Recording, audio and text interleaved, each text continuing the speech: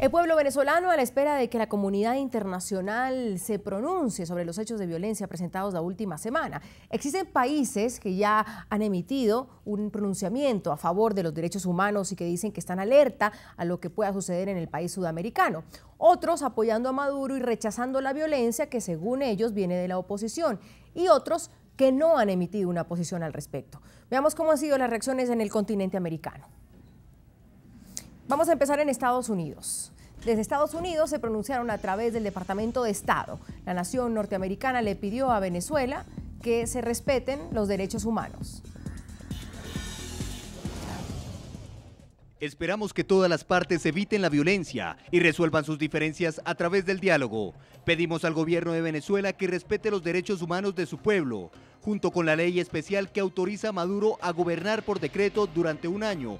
Estas acciones agudizan la preocupación que ya expresó el secretario de Estado John Kerry en noviembre sobre el debilitamiento de las instituciones democráticas en Venezuela. El gobierno de Venezuela tiene la obligación de proteger los derechos básicos y la seguridad de sus ciudadanos, así como de asegurar que las instituciones gubernamentales responden de manera efectiva a las legítimas necesidades económicas y sociales de sus ciudadanos.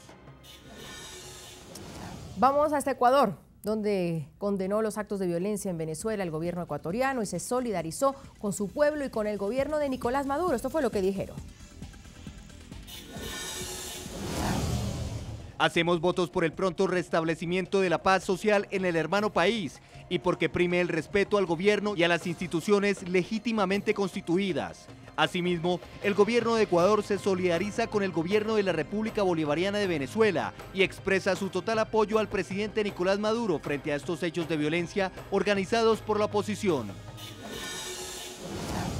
Vamos a Argentina, donde ahí expresaron su firme respaldo a Nicolás Maduro y aseguran que el gobierno actual fue elegido democráticamente. Así se pronunció el gobierno de Argentina.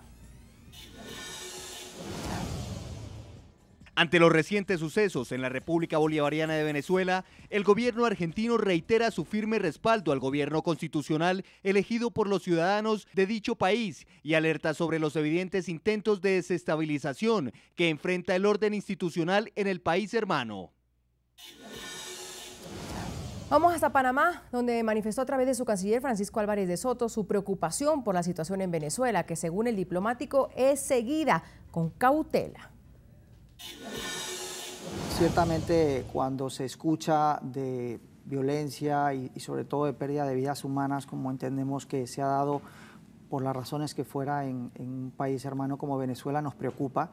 Estamos siguiéndolo muy de cerca, con mucha cautela, mucha prudencia, entendiendo que es un proceso interno en Venezuela y deseando y haciendo votos por la paz y por el diálogo y la tolerancia entre todos los venezolanos, independientemente de sus ideas políticas y sus posiciones. Al final, acciones de violencia de donde vengan.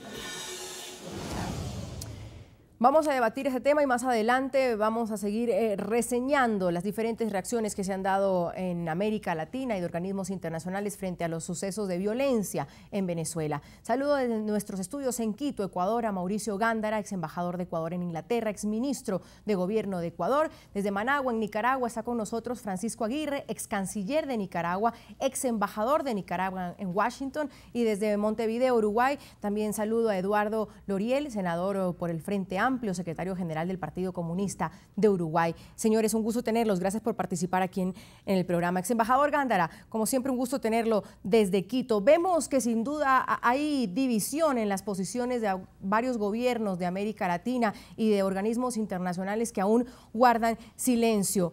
¿Cómo debe ser esa reacción, esa posición de la comunidad internacional en un momento como el que vive Venezuela? Bienvenido.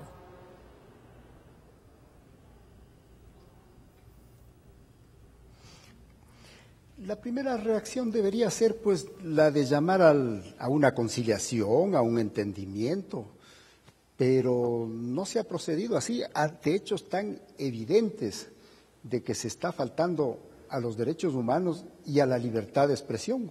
El canal de ustedes mismo, NTN 24, salió del aire por disposición del gobierno. Esto ya no es nuevo entre los países de la ALBA. En el Ecuador esto no es nuevo. Acaban de condenarle a un diario porque su caricaturista lo que expresó en su arte no era del gusto del gobierno, así que le exigieron al caricaturista que rectifique, y al diario El Universo nuevamente le condenaron con una multa. Así es que está la libertad de expresión completamente agotada.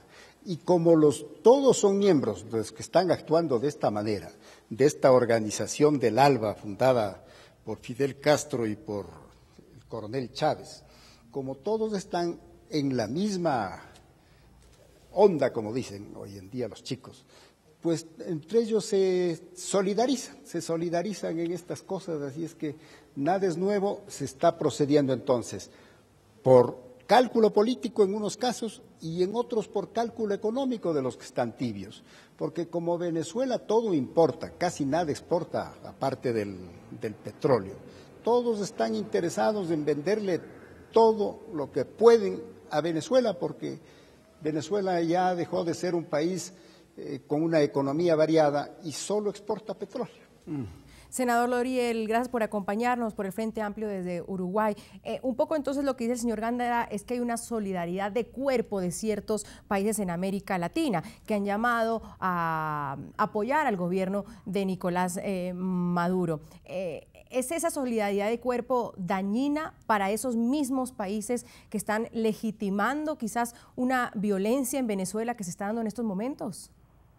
Bueno, nosotros en el día de hoy acabamos como país, como Cancillería Uruguaya, como gobierno, de pronunciarnos a favor de la paz en Venezuela y, por supuesto, en contra de aquellos grupos de ultraderecha fascistas que buscan la desestabilización del gobierno bolivariano presidido por Nicolás Maduro.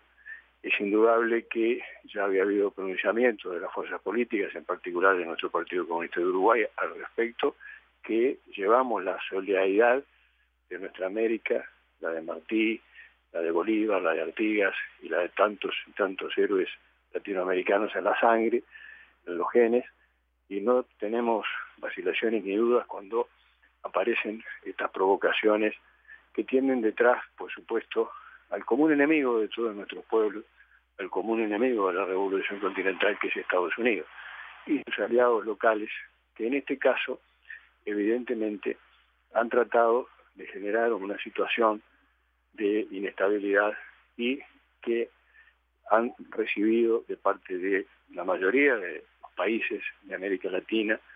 Y nosotros esperamos, además, con confianza, que la CELAC también tenga la capacidad operativa como para pronunciarse al respecto, así como la UNASUR, en relación a este intento de desestabilizador, que no es nuevo, porque yo creo que sería un error analizarlo como un momento puntual, sino que hay que tratar de ver la trayectoria de la derecha en Venezuela, desde el golpe contra el comandante Chávez, pasando luego por todos los intentos posteriores de desestabilización. Recordemos lo que fue la huelga en PDVSA y otros tantos hechos como los posteriores a las elecciones, donde hubo muertos de la militancia bolivariana al incendiarse una enorme cantidad de locales partidarios.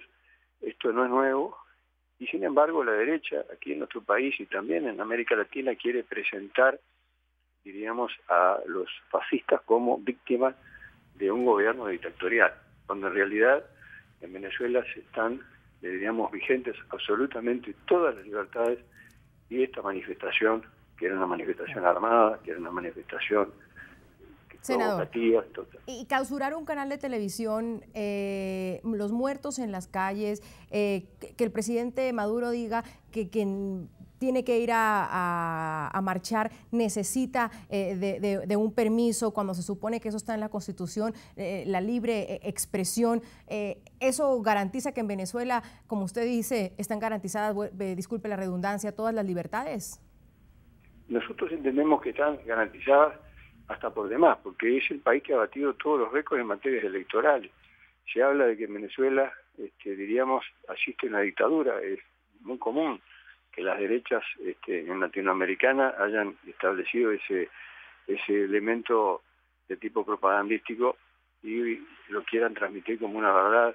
Sin embargo, está claro que, bueno, nadie desconoce la cantidad enorme de elecciones que una tras otra fue ganando el presidente Chávez y ahora Maduro, las nacionales y las municipales, de manera tal que, bueno, en realidad estamos totalmente convencidos de que una democracia plena que busca profundizarse, que busca municipalizarse, que busca la participación cada vez mayor de la gente, y desde ese ángulo entonces nosotros desde aquí de Uruguay todo nuestro apoyo, todo nuestro respaldo al gobierno bolivariano, que tan solidario ha sido con nuestro país y con todos los países de América Latina, y nuestro más profundo rechazo a los intentos fascistas por desestabilizar y por generar un golpe en la hermana República Bolivariana de Venezuela. Démosle la voz al ex canciller de Nicaragua, el señor Francisco Aguirre, también ex embajador de Nicaragua en Washington. Señor ex canciller, un gusto tenerlo. Escuchábamos al señor Loriel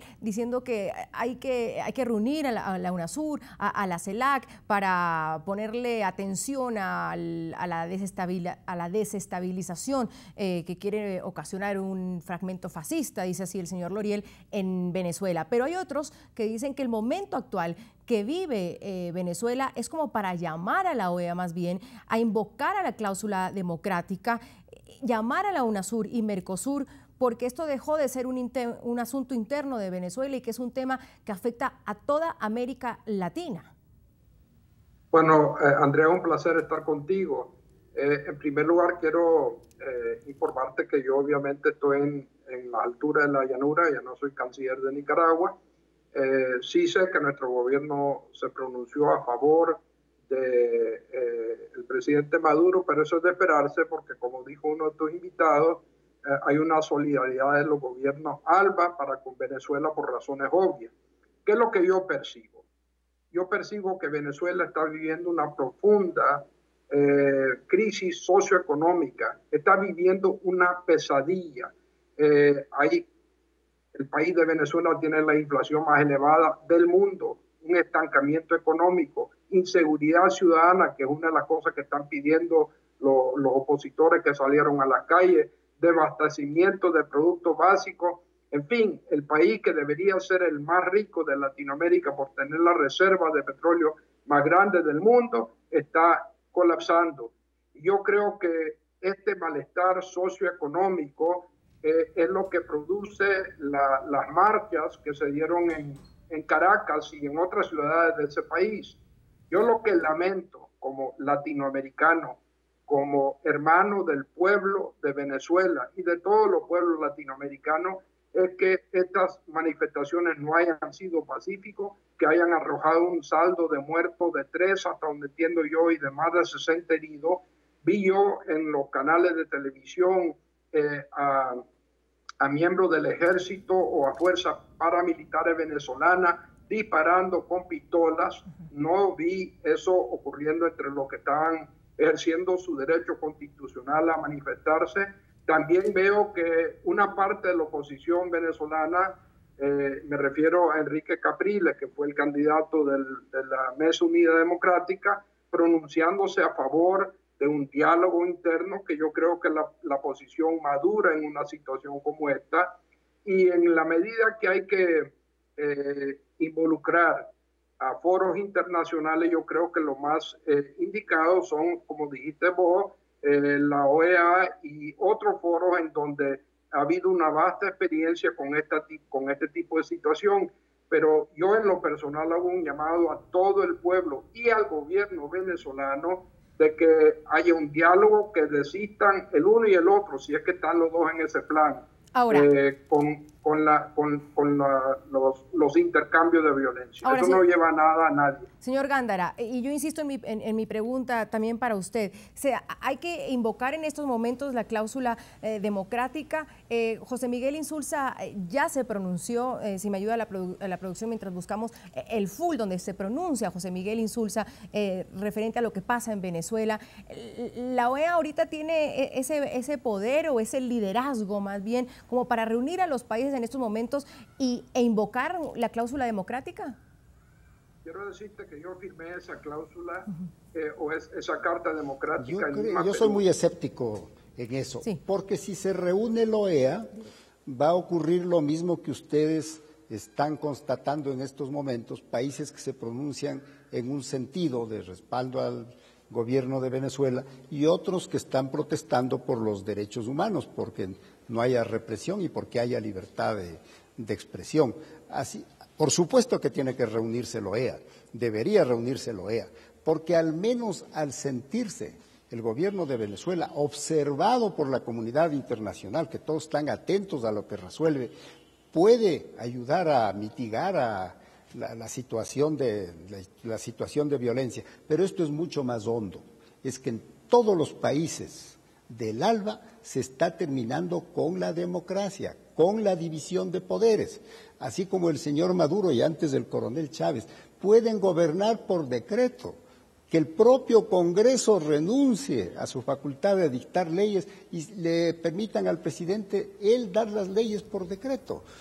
O como aquí en el Ecuador, que ya no existe ninguna división de poderes porque están dominados del Congreso, está dominada la Corte Suprema y todas las instancias. Así que esto es general, es un movimiento de los países del ALBA y todos bajo el denominador común de prolongar el mandato de los presidentes hasta tornarlos casi vitalicios.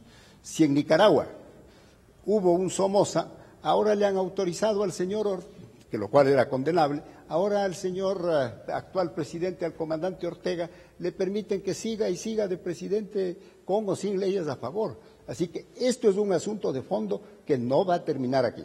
Vamos a revisar opiniones de nuestros televidentes en las cuentas de Twitter que están ahí en sus pantallas, a quienes les preguntamos cómo debería reaccionar la comunidad internacional frente a lo que está sucediendo en Venezuela. Alberto Bernal nos comenta, así como reaccionó con sucesos de Paraguay, por ejemplo, ¿acaso la Carta Democrática no se le puede aplicar a la izquierda? Cole Lezar Emilia nos dice, si la misma comunidad internacional no presiona a Nicolás Maduro para hacer el conteo de las elecciones del 14 de abril, no van a hacer algo ahora. Jorge Arturo Saza dice, usar la institucionalidad vigente con canales diplomáticos que se han usado en otros casos en el pasado reciente.